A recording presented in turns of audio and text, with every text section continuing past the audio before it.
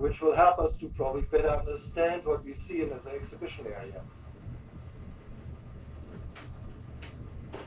The speaker tonight is Dorothy Burkhardt, a person probably which doesn't need much introduction, a person who has taught for about 20 years in the French department and who has been in Nancy about 5 times, I think, and particularly at last year's visit in fall, Mrs. Burkhardt studied very carefully what we are seeing outside in the exhibition area. Art Nouveau, what we are going to hear is probably a fascinating story about how architecture and related arts meld together into some beautiful environments. Without any further ado, it's a pleasure to introduce you to Dorothy Burkhardt.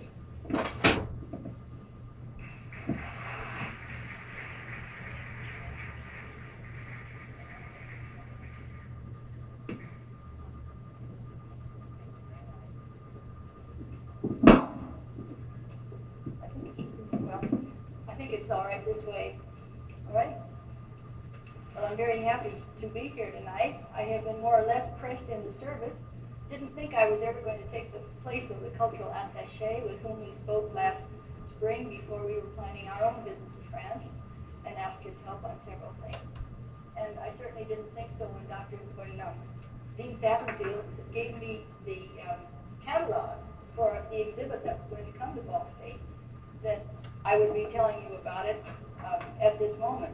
It's really a beautiful exhibit, and I had the pleasure of walking through it yesterday, and also again just a little earlier this evening. My husband and I spent the second week in November in Nancy. We were there on official business that had nothing to do with Art Nouveau, but since the exhibit was going to come to the School of Architecture, and since we had friends in Nancy who are very, very much interested in Art Nouveau, it wasn't very long before we had a stack of information to read when we got to our hotel room, lots of things to see, and with this little booklet and the map in the back, we had our own walking tours every day in the rain for a week, trying to find the buildings that are pictured in the exhibit tonight. We also had the great pleasure of talking to the curator, of being shown through the museum of the Ecole de Nancy by the lady who has been largely responsible for its great success up to this present day. Before you can talk about architecture, I think, the exhibit that you have before you, we probably ought to talk some about the whole Art Nouveau movement, because architecture really followed the movement, which was the decorative arts movement, by about 10 years. The decorative arts in glass and in all the various other media were already very well established as a new style, a modern style, before it came into architecture. The term Art Nouveau was applied, first of all, to the decorative arts, and it has been defined as a singular movement in the evolution of the society and taste at the end of the 19th century. Examples of the new art had appeared in the popular universal exhibitions in France and in other countries since the early 1880s, but it's the years 1885 to 1910 that really define the period. This is a very short time in the history of art and architecture. Art Nouveau was rediscovered in the 1960s after almost 50 years of having fallen into oblivion for one reason and another, several wars that interfered, new ways of the artist expressing himself. But now it's enjoying an increasing popularity. Many objects that had been put aside, had been put into attics, have been brought out of the attics, have been rediscovered for their artistic and also their monetary value and their historic significance in the art movement. Buildings that had been neglected for a long time are now being restored, cleaned up, put back into shape. Art Nouveau, with its extravagances and excesses, does not appeal to everyone, but however, once it caught the fancy of art historians and collectors, Art Nouveau came back to life and is very much alive today. One of the interesting characteristics of the Art Nouveau style was its universality the fact that it embraced all the media, all the art forms. There was no difference made between artist and artisan. The new style was expressed in the decorative arts, in glass, in furniture, sculpture, painting, jewelry, fabrics, embroidery, metalwork, ironwork, bookbinding, and then, as we said, architecture. A new relationship between art and industry emerged, and France, which had long been known for its luxury products, its handcrafted luxury products, was intent to bring the same quality into the machine products that were now being made. Art was no longer something apart from life. It was it was no longer something for the favored few. There was great faith in the unity of art and contemporary life. Great faith that any material that man could put his hand to was worthy to express the new style, whether it was paper, paint, wood, glass, ceramic, steel, iron, leather, anything that he could use, anything with which the artist could be creative was worthy to be used for an art object. The new art appeared in many countries. It was not only in France.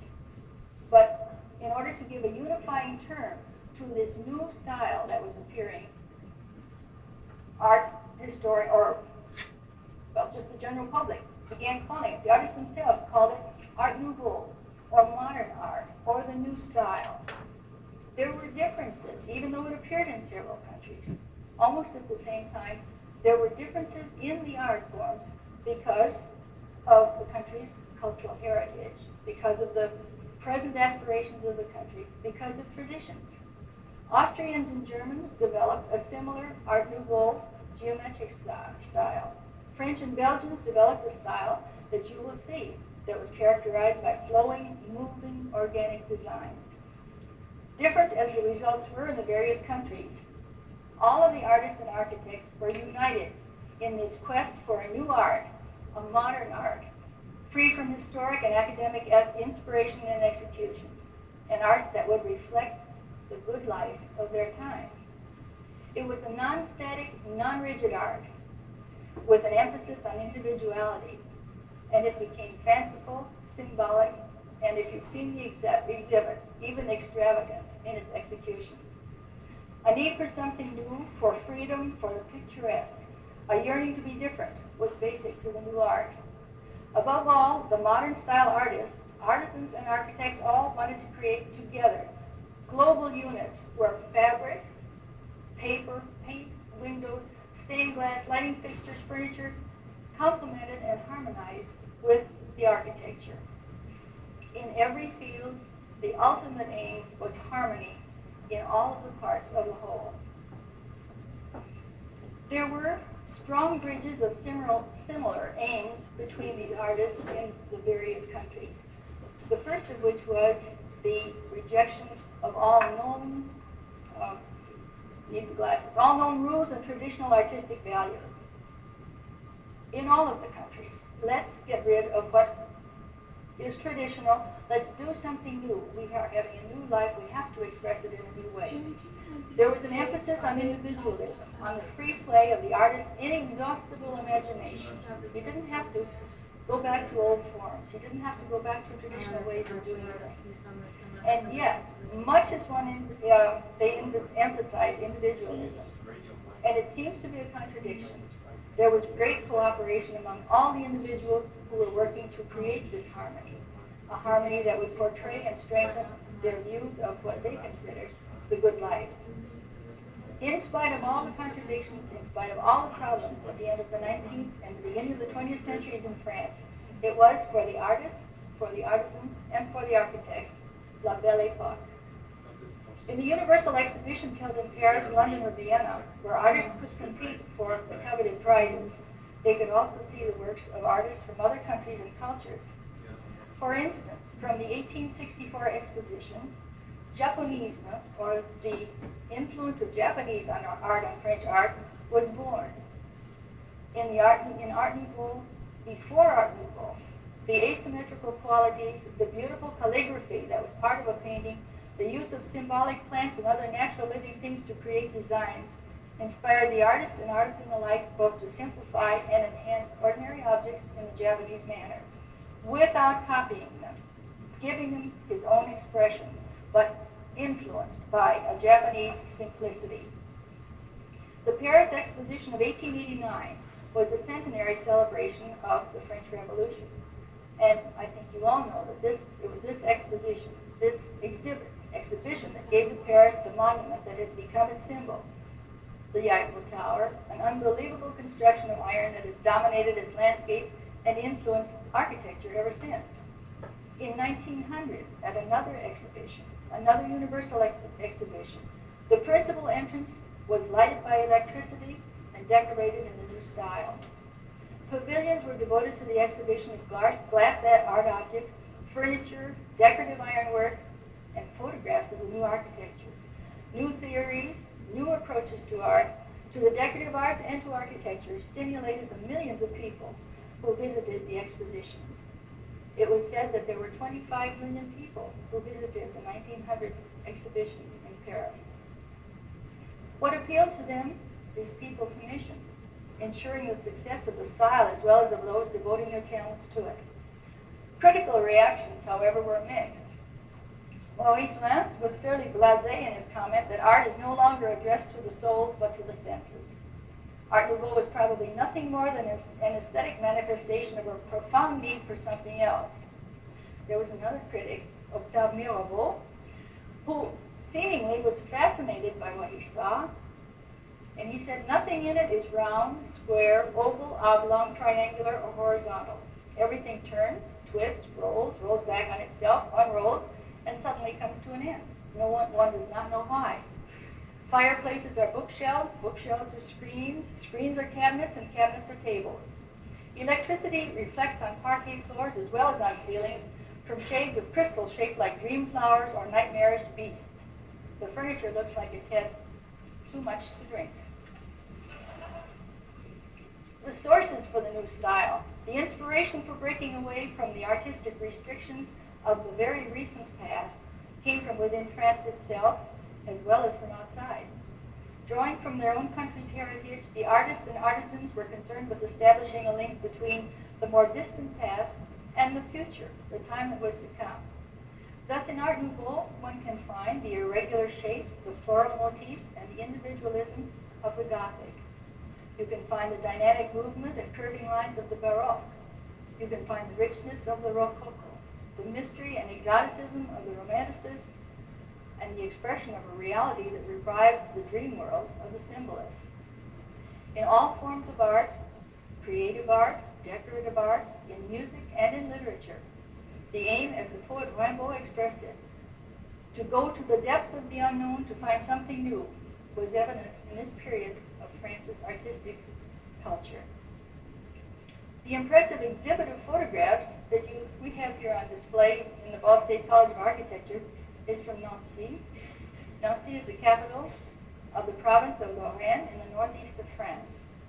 It was in Nancy that Art Nouveau was first to appear in France, from there to be a continuing source of inspiration for the rest of the country and for surrounding countries, largely through the leadership of the Ecole de Nancy and its guide, president for 25 years of its life, Émile Gallet. There were two schools, two groups of Art Nouveau artists in France, the Ecole de Nancy and one in Paris. Nancy was not the provincial cousin, as one might expect in the usual Paris-province relationship. There was much exchange between the two groups, exchange of ideas, exchange of artists. The greatest difference between them was probably that under the direction and inspiration of Gallet, Nancy was more dedicated to floral expression, to movement, to the curving, flowing lines found in nature. Gallet's shop in Paris was as important as that of the Parisian school. His commissions were as large, his prestige greater, for as a master craftsman in glass and wood, he was unmatched by anyone in most of his creations. He was the accepted center of a very intense group of friends, an intense group of artists dedicated to the new art. He was the accepted leader of the Art Nouveau movement in France for the 25 to 30 years of the style's life. And you are going to see some of the slides, some of his things, his creations in glass and furniture, which preceded architecture.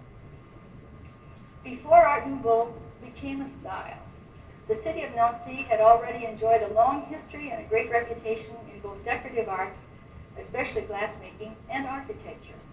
By the 18th century, it was known rightly as a luxurious provincial capital with a tradition of artistic patronage. Stanislaus, the dispossessed king of Poland, father-in-law of Louis XV, received the Duchy of Lorraine from Louis XV in 1738, with the understanding, of course, that it would come back to the throne when Stanislaus died. Building on the already great artistic inheritance left by the Dukes of Anjou and Lorraine, Stanislaus set out to make his capital city a city worthy of a king. He had the greatest regional artists and architects build him a new city near the medieval quarter. It was architecturally harmonious, an ensemble of squares, promenades, triumphal arches, galleries, grillworks, and fountains. And to this day, Place Stanislaus remains the most beautiful example of Louis XV style to be found anywhere.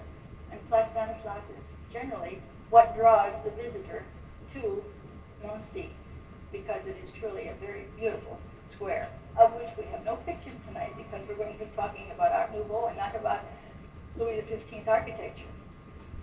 Close to it, though, close to this square, however, there are some of the most beautiful, important, or interesting, depending on your taste and point of view, examples of Art Nouveau architecture in France. And amazingly, they are still beautiful examples, most of them in very good condition. Since Art Nouveau architecture grew out of the decorative arts, we are going to have a brief look, first of all, at some of the contributions of the Ecole de Nancy that led to architecture. Namely, we're going to look at some of the glass and some of the furniture. It was a group of artists oriented to the new art that formed the Ecole. Most were from the province of Lorraine. Almost all had had training in Paris. All had close ties with the capital, since to be accepted by Parisian circles and critics was insurance of success, fame, and fortune. The school was a place of experimentation as well as production. Workers were recognized leaders in painting, in furniture design and manufacture, in pottery, in metals, in stone sculpture, in glass. It was for the creative glass objects of Émile Gallet, whose name I have mentioned several times, and for good reason, because he was such an outstanding craftsman, artist, botanist, chemist, industrialist. Almost anything you could name, Gallet was excelled in. But it was for his glass objects, and later for those of his disciples, among whom were Dome and Lalique, names that we know very well right now, that the Ecole first won its prizes and gained an international reputation. As you look at the slides, and then as you go through the exhibit and look at the photographs, I hope that you will be struck by these underlying characteristics of Art Nouveau. The movement, fluidity, curving lines, floral designs, plasticity, new forms, and individualistic expression. And now, if we can have lights off, and we will look at some of these slides. The first slide is amazingly big. It isn't really that large. Émile Gallet surprised his public and disappointed his imitators with breathtaking feats of glassmaking, as you can see. He showed unprecedented daring in combining techniques and in treating glass as a medium to be sculpted. By his experiments, I have already said he was a chemist as well as a botanist, as well as an artist. He recreated in glass the natural textures and sheens of either plants or animals. You will recognize this, I think, as quite an unlikely subject for a beautiful vase. It's a bat. A vase called La Chauve-souris, the bat. It was inspired by a book of poems by the Count of Montesquieu, and is a striking illustration of the correlation of the creative art of glassmaking and literature, which is so prevalent in much of Gallet's work. Many of his creations in glass are engraved with lines of verse or literary quotations and illustrate the words they bear, either in their form or decoration. The lines on this vase read, "The silence of the night soothes the wounded soul. The goodness of the night caresses the mournful soul." I don't know that we can see where any of the writing is, but this is one of his vases that has a great literary connection. The next, a water lily vase in sculpted glass. Several layers of colored glass are superimposed on each other, and the design is sculpted while the glass is still soft. You can see the texture of the water lily, the leaves. Everything that Kiley did was very true to nature. He was a true botanist, truly appreciated the beauty that he found outside. A lamp of cameo glass, in which 2 or more layers of glass have been laminated together. By means of acid or hand carving, the final pattern on the outer surface is left in high relief by removing the surrounding area. Lamps were very important decorative objects. Electricity was new. The need to ornament one of the new modern devices, a bare light bulb, challenged the glassmaker to beautify a most useful and modern invention. We have here another lamp, a lamp with it that has a base of, I think that's not bronze, brass perhaps, metal of some sort. Kiley, when he had perfected his art of glassmaking, took to metal sculpture and added that to his achievements. And we have here a cameo glass top, shade on the base, with a blown stem, and then encased in the metal base. This is a vase by Dome. You know that Dome now makes beautiful, clear crystal objects, very much prized, very lovely, and the Dome factory is in Nancy. This is one of the Art Nouveau vases by Dome, and it shows the 5 stages in the life of the tulip, which we can see only 2 here. Again, it's a cameo glass vase. The tulip shows 5 stages. The design was carved on a wheel. This is a Dome pitcher that again is a cameo glass with an applied handle, a handle that was affixed after the pitcher was already finished. Now notice the subtle colors, the blending of colors, and the decoration which grows right out of the glass. It's you can't tell whether it's interior or exterior. Sometimes it was a combination of both. This is Kiley's marine vase. And the marine vase had a carved and applied decoration, surface iridescence. The design is both interior, within the layers of glass, and exterior. The plants and shells on it appear to be real. All is made of glass. He was very innovative. His glassmaking knew no bounds. He would try anything, and he was the despair of everyone who tried to copy him because they didn't know how he did it. Well, here we have the marine vase. A vase that was a prize winner called Les Roses de France, the Roses of France, made of carved and applied glass. He applied relief masses of colored glass to the surface, modeled them while soft through constant reheatings in the furnace. Again, the design is both an interior and an exterior design. And I think you can see here that Kiley was never satisfied with a single technique. He had to combine them. And most people could not figure out how he did it. The lily is a free-form blown glass vase with applied decoration mounted on a bronze base, which of course he did. I've already told you that once he had perfected his glass creations, he was concerned with their mountings and learned how to do the metalwork and how to enhance his glass. Greatly influenced by the surrealistic movement in art, he has created several surrealistic pieces, and among them is his surrealistic hand. And then finally, a tremendous thing, it's really only 30 inches high, the 3 mushrooms called Ecole, and it was an allegory of the 3 stages of man from youth to maturity. The smallest mushroom, of course, which is restrained and self-contained, and then the second, as it's opening out, ripening in color. The largest is rich and fully developed. This lamp is made with between 2 to 5 layers of glass with blown stems, a metal base, and there are bits of foil enclosed between the various pieces of glass that give it its iridescent quality. There is also a little insect on the rim of one of the mushrooms. Probably see it way up there.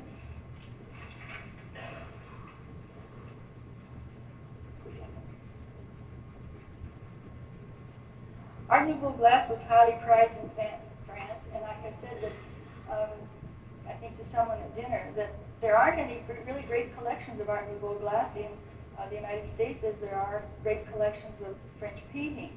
There is in a museum in Provincetown, Massachusetts, in the Chrysler Museum, a collection of Gallet glass and Art Nouveau glass, and there are two Gallet vases in our own gallery here at Ball State, two Gallet vases, a vase by Dome, and another small Art Nouveau clock set in the body of a butterfly. From glass, the Ecole de Nancy progressed to furniture. Now this is the reconstruction of a pavilion for the Central Union for Decorative Arts for the 1900 Paris exhibition. Since the creations of architects were not portable, as were those in the decorative arts, commissions for the design of pavilions at the exhibitions were greatly sought after. The pavilions were, besides the architect's own photographs of his work, the only means he had of bringing the new trends in architecture before the public. You should be able to see the harmony in this whole room, that harmony that all of the artists working together tried to create, from floor to ceiling. There's harmony in design, harmony in style, in the furniture, the paintings, and the art objects. It was only 5 years before this exhibition that Mirabeau had written the quote that I gave you, that the furniture looked like it had too much to drink. And that was rather fanciful, and he was really quite intrigued by the style. But there was another critic, Edmond de Goncourt, who was a lot less generous, because he called the Art Nouveau furniture of 1885, delirious rantings of ugliness. Well, by this time, 5 years later, at the Paris Pavilion, the furniture from the Ecole de Nancy was highly valued for its superb craftsmanship and artistic qualities. And believe it or not, even Goncourt commissioned some for himself. He had changed his mind. This is a workbox in fruitwood marquetry of course being the inlay, that is typical of Gallet's style and craftsmanship.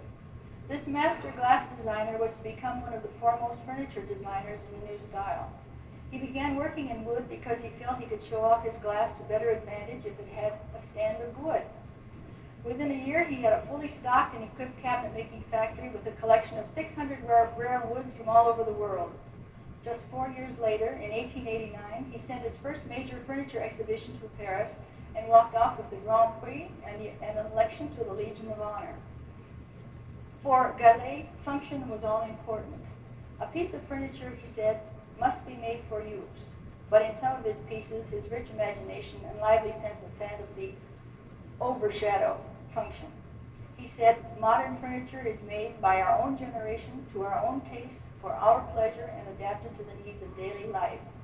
Beauty for him was to be found in the pursuit of truth, and truth was to be found in nature, where the logic and essence of life reside.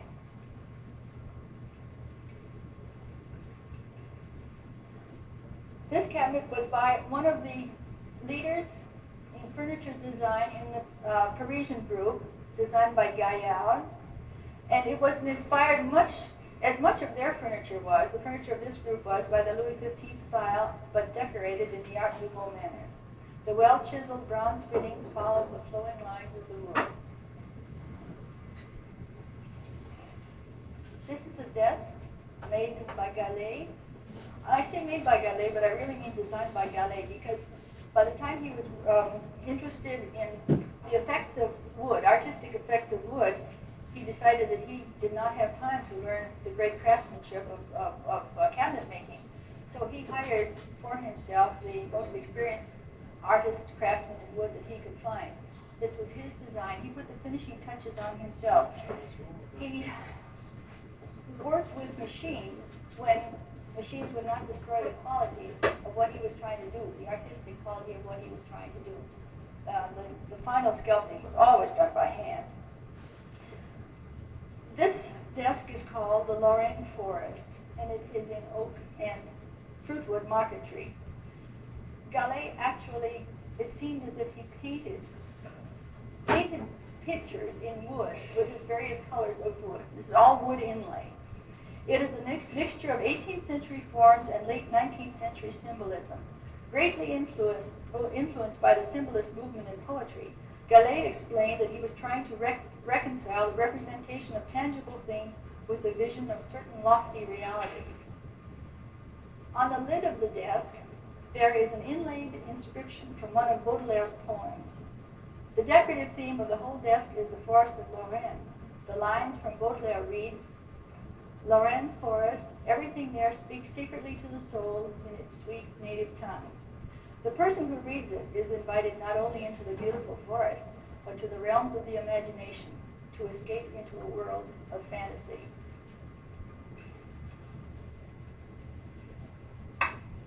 The screen is big enough to show the bed, which is really enormous, but it is beautiful.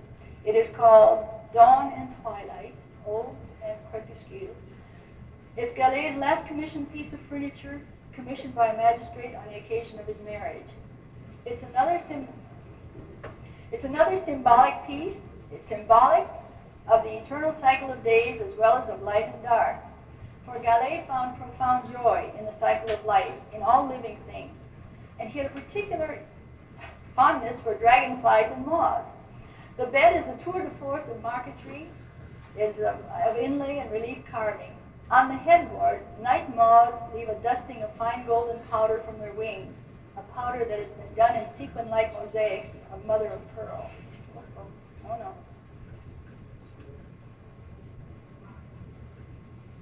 There we go. This is a detail of the footboard of the bed, where dark, surrealistic dragonflies have eyes of iridescent clairvoyant glass. The body of the large dragonfly is carved opalescent glass. In it there are other little dragonflies. I don't know if you can see them. The wings are carved fruit wood and mother of pearl. The rich background has dragonflies inlaid in wood and mother of pearl. Gallet died soon after he finished his bed, and it is said that it served as his funeral couch, and I wonder before or after it was given to the magistrate for his marriage bed.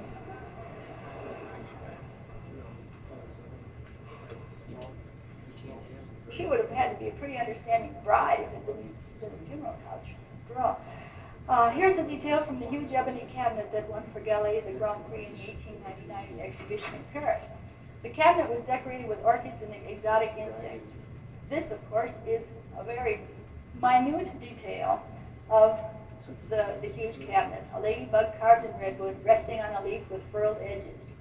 All of the details in Gallet's works, down to his signature, are masterfully done, precise, and true to life. A lock plate on a cabinet called his Cabinet of the Dragonflies. And this was made at the same time for the same man who commissioned the Great Bed. In this fire screen, in this one piece, can be seen the flowing lines, the pictorial and floral marquetry, the beautiful wood inlay resembling a painting that are characteristic of the furniture of the Ecole de Nancy designers. It's one piece that, if you look carefully, and I'm sorry it's not in color, because it is a very rich piece, you can see all of the things that the Art Nouveau designers were trying to put into their works. This is the entrance to the Museum of the Ecole de Nancy. I took a quote from a recent book on Art Nouveau that says, there exists a museum listed as the Ecole de Nancy containing a truly amazing group of period pieces, not only in glass but also in pottery, general home furnishings, and outstanding furniture designed by Gallet. Nowhere else in museums or private collections is one privileged to see such a tremendous number of rarities.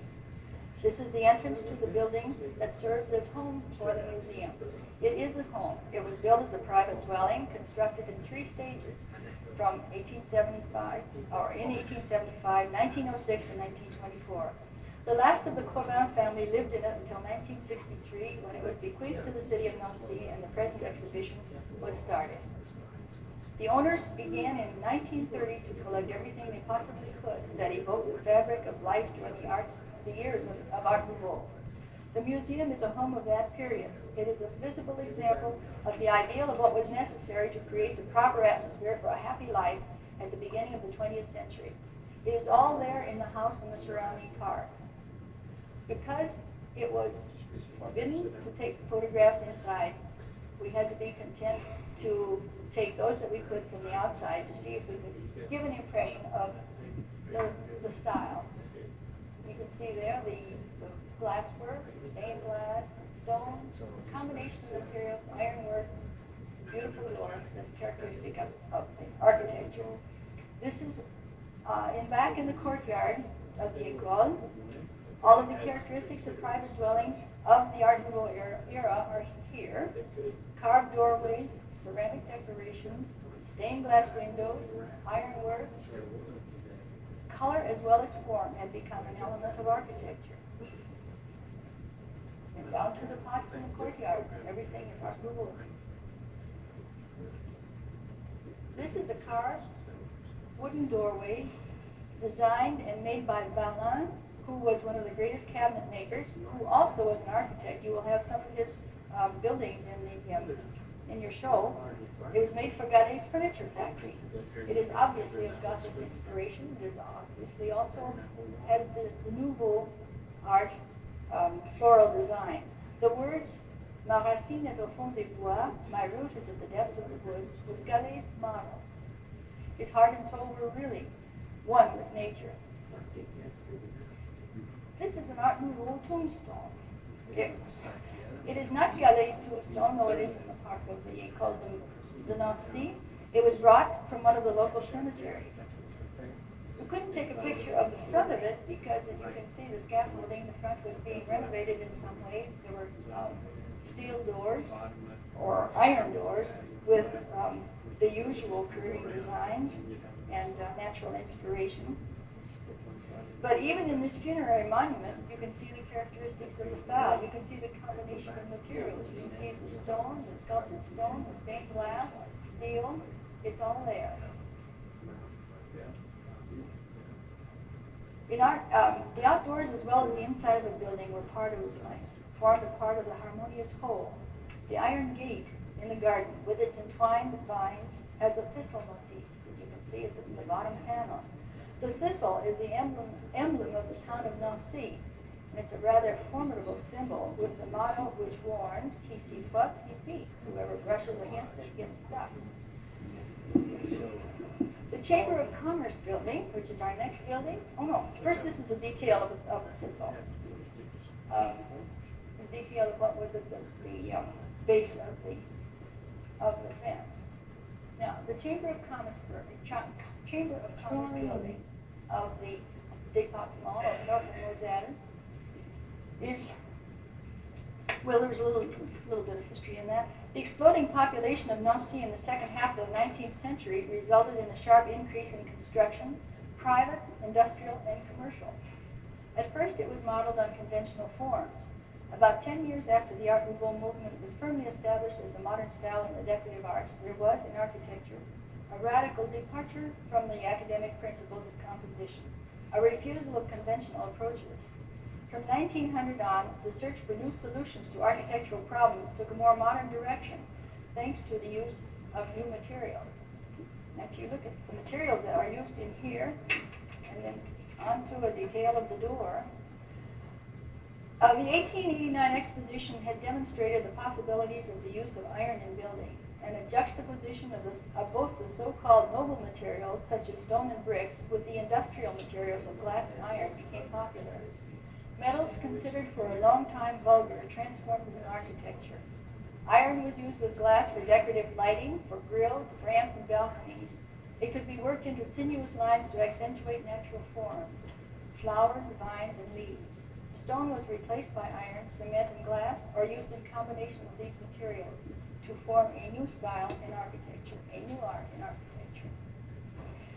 Along the side of the same building, a picture of this stained glass window appears in your exhibit, I should say in our exhibit, are a series of stained glass windows representing people at work. The man in this picture is a chemist, and it says the Industrial Society. They are all exalting the Industrial Society in an art form, in stained glass.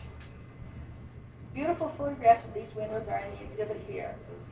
Jacques Courbet is the most important of the stained glass designers in the Ecole de Nancy, in fact, in all of France, and you will see his name when you go through the exhibit on most of the windows that are exhibited there. The Middle Ages shows through in the design of many buildings with their towers and turrets and other projections. I think I said that the week that we spent in Nancy was a very rainy, dark week. So finally decided, my husband finally decided that rain or not, we were going to take pictures of some of these buildings that we had scouted out. When an architect was faced with the decoration of a facade, a big apartment building rather than a private dwelling, he generally had to go upwards in order to exert his imagination, so that if you are walking around, you must look up to see what you can see silhouetted against the sky. This was an adjacent building, one right next door to the one that we have just seen. It was a former bank. The designs for the facades with their heavy lines, with their heavy ribbing, are at the same time structural and decorative. It seems, as you look at some of these buildings, perhaps not so much that one, that all concern for symmetry has been long since forgotten.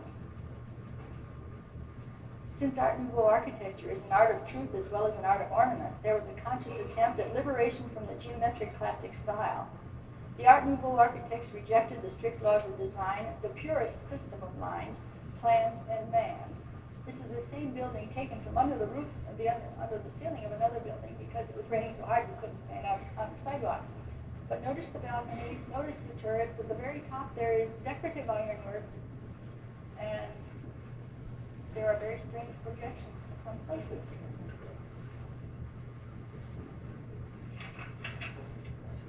A doorway. The source for carvings on buildings is the same of that as the decorative artists, namely nature.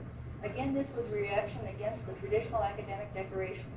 Ornament was something not just to be added on, not something just to put flesh on an architectural skeleton, so it certainly did that, but it was to illustrate the structure, to underline the form.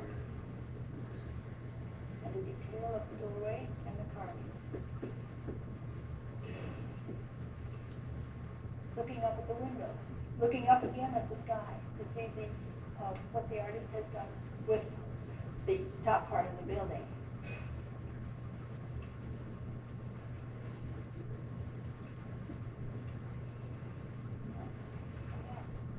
Right. This was built as a house and a store. Now it is a restaurant. I think the hotel sign goes with the building that is next to it. This you will see in your exhibit. In this building, you can see how the new architecture had reversed the old order by mixing materials. The decorations of curved lines and flowers ornament its facade. The logic of nature, the free movement of natural lines, unifies the structure and its decoration. And it happens to be a very colorful building, too. As you look up, the flowers are blue against the ironwork, the green ironwork of the line. There's also a stained glass insertion at the top of the door. As individuals, each architect spoke his own language, although he might not necessarily remain purist to the extent of always using the same architectural language in all his structures. One of the marvels of the movement is the great diversity of talent within the Ecole de Nancy and the great diversity of talent in each artist or architect. Gallet worked in glass, wood, and metal. Majorelle was foremost a great cabinet maker, but you will see his name as the artist who created either the wood or metal sculptures on many of the buildings.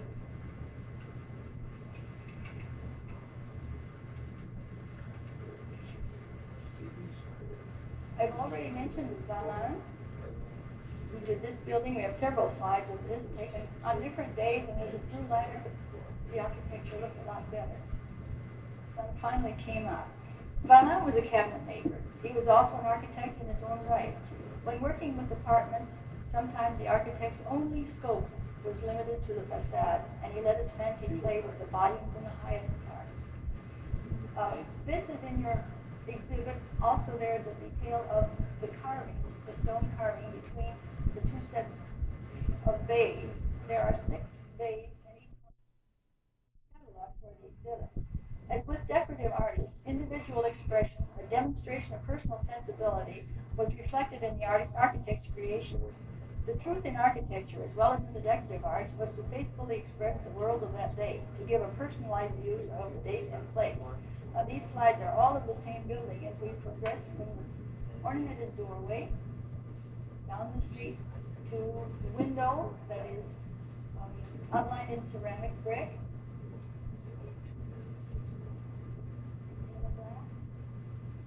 The balconies are all different, the windows are all different.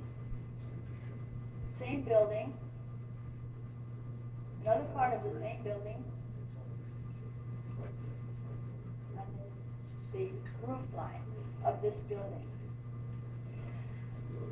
It would be difficult to locate this villa, or this private dwelling, in a period other than Art Nouveau, from these slides that we have just seen, in a country other than France, and probably in a city other than Nancy. Well, part of the fun of walking around, once we got started on the Art Nouveau trip, was to discover, see what we could discover. And the discoveries were everywhere. You can look from the bottom to the top of the building. You'll see the carved chimneys, the carved decoration, the projection, whatever it's called, the little ironwork on the balcony, the stone carvings around the windows. We had the fun of looking around, discovering, no matter where we looked, seeing examples of Art Nouveau. Doorways, balconies. The doorways were fascinating.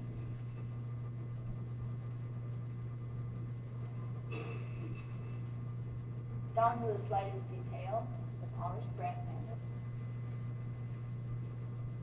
Another doorway with the metalwork and the stained glass, the carving above, and the detail on the window. Floral decoration in the grillwork on the window. More balconies, more projections. And then, on a very dreary day, what more could you need to brighten your walk? I don't think this is Art Nouveau, but it's just something that just had to be taken because it was so different. And just to show, you can see that Art Nouveau is not dead, but alive and well in Nancy. Here is a 1980 bar going back to the 1900s.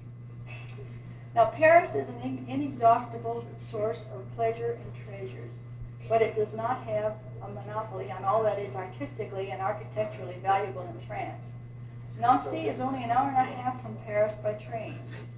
It is beautiful, it is architecturally interesting, and I hope that after you see the exhibit of Art Nouveau here in the College of Architecture, that will inspire you to visit another city other than Paris when you go to France.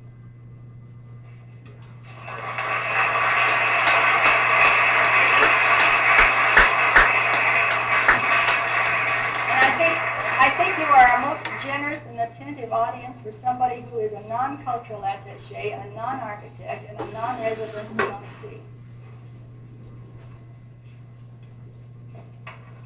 I think we should say many thanks for coming to us here from Muncie to talk about, I think, what is the fascinating field of architecture and of art.